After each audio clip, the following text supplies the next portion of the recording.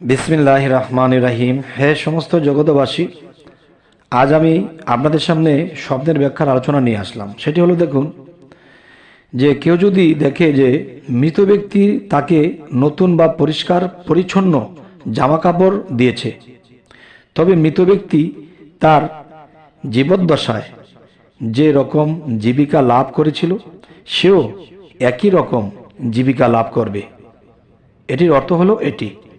হয়তো কথাটি বুঝতে পারলেন কিনা, আমি আরেকবার বলছি। কেউ যদি দেখে যে মৃত ব্যক্তি তাকে নতুন কাপড়, পরিষ্কার পরিচ্ছন্ন কাপড়, জামা কাপড় দিয়েছে, তবে মৃত ব্যক্তি তার জীবদ্দশায় যে রকম জীবিকা লাভ করেছিল সেও একই রকম জীবিকা লাভ করবে।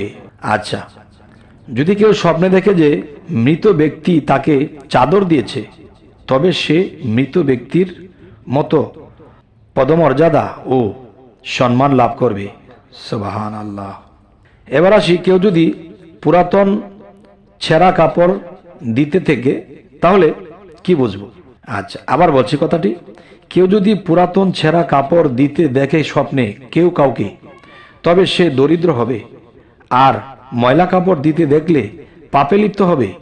খাদ্য দিতে দেখলে এমন স্থান হতে মান সম্মানের রুজি লাভ করবে যেখান হতে তার পাওয়ার আশা বা ধারণাও ছিল না।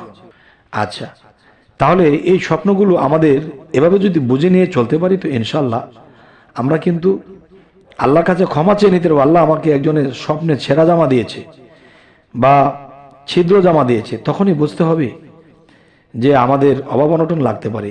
আর যদি কেউ স্বপ্নে দেখে যে আমাকে কেউ ময়লা জামা দিয়েছে, তখনও বুঝতে হবে সেই কোনো মানুষের দ্বারা আমার ভিতরে পাপের কাজ আসতে পারে, পাপে লিপ্ত হতে পারি। তো এগুলো দেখে কি হবে, আমরা সতর্ক হব যে কোন মানুষটার থেকে যেন আমার মধ্যে পাপের কোনো লেশ আসতে পারে।